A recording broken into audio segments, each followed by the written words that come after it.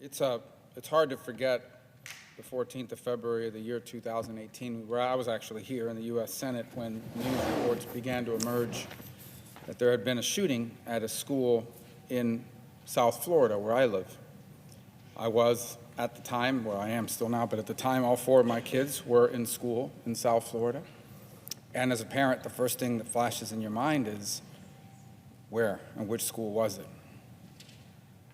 Fortunately, we were blessed by God's grace that it was not any of the schools that my children were in.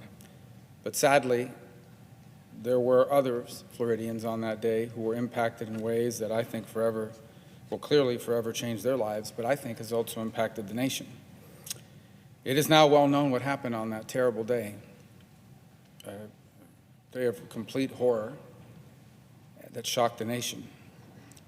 And today we stop and remember those who lost their lives on that day and those whose bravery saved lives on that day.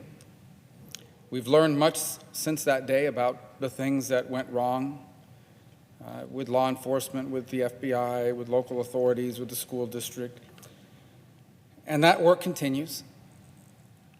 And the monster who committed this act is now also before facing the justice of the Florida court system and will soon be sentenced.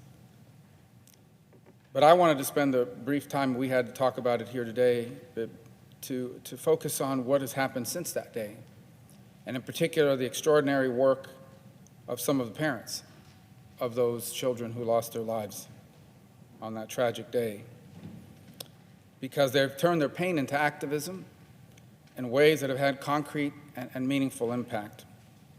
One in particular is Max Schachter and his family, who, as they dove into this, realized that there was no place where school districts could go and learn about the best practices for how to safeguard a school, or any facility for that matter.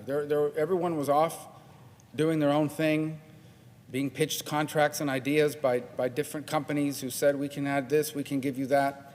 But there didn't seem to be a single place where you could go and learn, these are the best practices to ensure the safety of our students. And that began to change because of his work. He lost his son, Alex, on that day. But from that pain, he has become the national leader on the issue of a federal clearinghouse, which now exists. The previous administration, the Trump administration, took executive action on it, and today there exists a clearinghouse that I hope we can put into statute through the Luke and Alex School Safety Act to make it permanent. And it has become a resource where schools across the country are now able to, on an ongoing real-time basis, see whether what they have in place is the highest standard and the most effective, and every time there are improvements, it's updated. And it's had a meaningful impact. There are schools across this country that have vulnerabilities they didn't recognize. And those vulnerabilities aren't just about physical hardening of buildings and so forth. It's about identifying and getting ahead of these problems. Sadly, what we learned from many of these tragedies is that well before that day, there are clear signs that something is about to happen. I think one of the things that most struck me is multiple families who told me that as soon as the news came out that this had happened, everyone knew who it was. Without even having heard the name, everyone knew who did it, because the signs had been there and they had been missed. And the ability of school districts to now recognize that and get ahead of it is just one of the many innovations that are now in place because of the work of Max and his family in honor of their son Alex, and of all those who've suffered greatly on that day.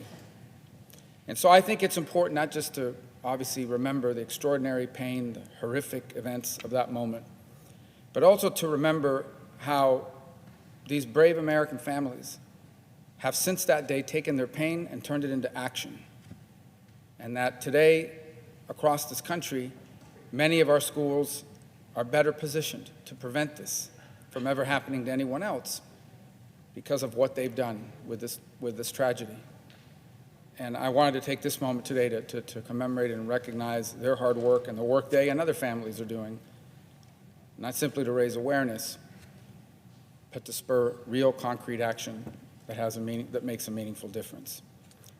I now want to turn it over to my colleague from Florida, who was governor on that terrible day and dealt with this all firsthand.